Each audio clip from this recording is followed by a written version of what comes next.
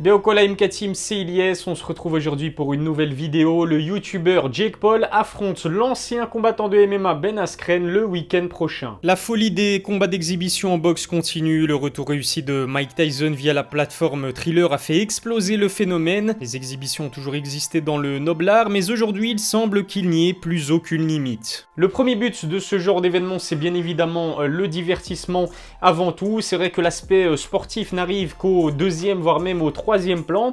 Alors je dois vous l'admettre, j'ai été agréablement surpris par certaines exhibitions, mais malheureusement je ne pense pas que ce sera le cas de celle-ci.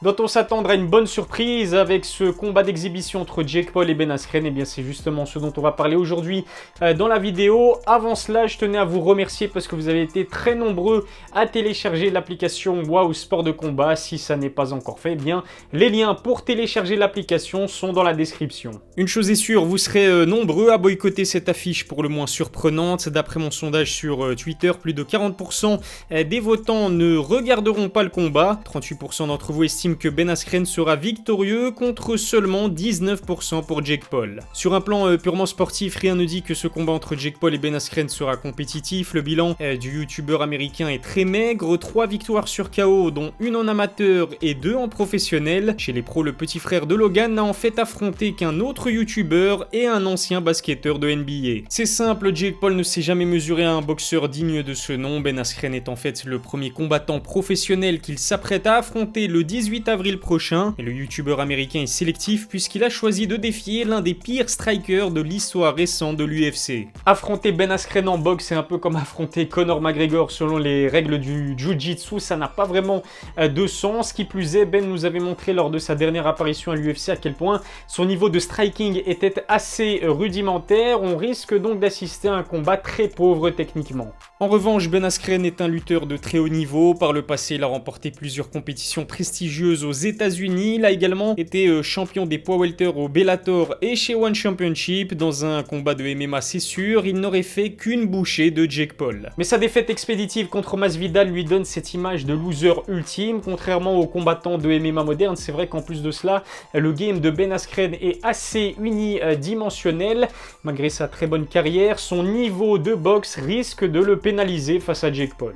Conscient de sa carence en termes de boxe, Ben Askren s'entraîne avec Freddie Roach, l'un des combattants les plus mythiques du noble art. Mais même l'entraîneur de Manny Pacquiao et Oscar de la Hoya ne pourra pas faire de miracle. Je doute fortement que Ben ait eu le temps d'améliorer sa technique en à peine quelques mois. De son côté, Jake s'entraîne avec deux anciens boxeurs professionnels. BJ Flores et Shane Mosley s'occupent tous les deux de la préparation du youtubeur. Même Jorge Masvidal a tenu à lui donner quelques conseils avant ce combat. Rares sont ceux qui l'apprécient, mais Jake Paul semble prendre la boxe un minimum au sérieux. Quoi que l'on puisse penser de Jake Paul, c'est indéniable, il est pour moi un meilleur boxeur que Ben Askren. Malgré la faiblesse de ses adversaires, faut dire qu'il a montré lors de ses combats professionnels qu'il avait la puissance et la technique nécessaires pour faire des dégâts.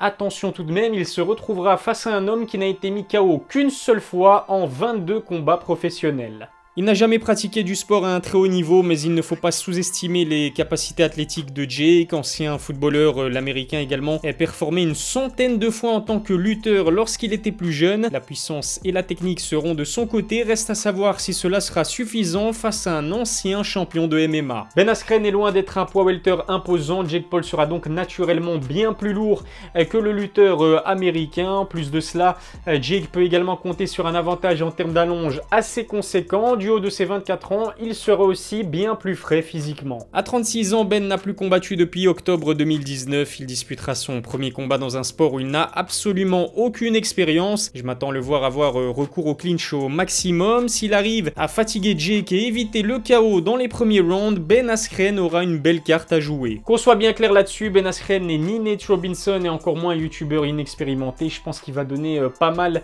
de difficultés, poser pas mal de difficultés à Jake Paul, en tout cas plus que Jake Paul ne le pense. On parle quand même ici d'un combattant de MMA qui a été champion dans 2 organisations différentes. Malgré son niveau de boxe, il reste à ce jour l'adversaire le plus relevé de la petite carrière de Jake. On n'a jamais vu ce que Jake Paul était capable de faire dans l'adversité. Jusqu'à présent, il n'a jamais été réellement testé par un boxeur d'un niveau au moins similaire au sien. J'attends de voir aussi si le petit frère de Logan a le cardio nécessaire pour tenir plus de 5 rounds. Dana White a même annoncé qu'il était prêt à miser $1 million $1 sur la défaite de Jake Paul. Personnellement, je ne suis pas sûr de vouloir prendre le même risque que le président de l'UFC. Ce qui est sûr, eh bien, c'est qu'on risque malheureusement d'assister à une véritable purge. Le niveau de cette affiche est exceptionnellement bas, même pour un combat d'exhibition. Un Floyd Mayweather, Jake Paul avait au moins le mérite de faire revenir l'un des plus grands boxeurs de l'histoire sur le ring. Pareil pour Mike Tyson et Roy Jones, malgré leur âge avancé. Sur le plan sportif, il n'y a absolument aucun intérêt à voir ce combat prévu le 18 avril prochain. Dites-moi d'ailleurs en commentaire si vous comptez le regarder. Le souci avec ces combats d'exhibition, c'est qu'ils génèrent un revenu phénoménal. Le KO